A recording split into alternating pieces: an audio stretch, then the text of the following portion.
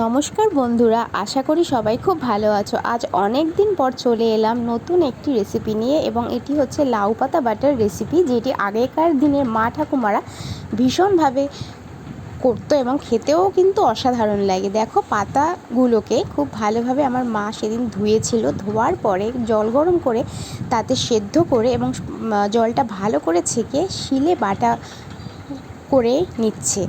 এরপর এতে এক এক করে মেশাবে কাঁচা রসুন, কালো সর্ষে, লঙ্কা, নুন এবং সর্ষের তেল, সব কিছু দিয়ে ভালো করে বাটা করার পর সেটাকে খুব ভালো করে মেখে একটা বাটির মধ্যে দিয়ে আমার মা গরম ভাতের ভেতরে রেখে দেয় ঢাকা দিয়ে। তো সেটা একটা গরম ওর যে কাঁচা গন্ধটা সেটা আর থাকে না, চলে যায়, এবং সেটা গরম ভাতের সঙ্গে খেতে ভীষণই ভালো লাগে। তো দেখো, তোমাদের ভিডিওটি কেমন লাগলো অবশ্যই জানিও। আবার দেখা হবে অন্য কোনো পরের ভিডিওতে। তো ততক্ষণ অবশ্যই সঙ্গে থেকো, আর তোমরা সবাই ভালো থেকো।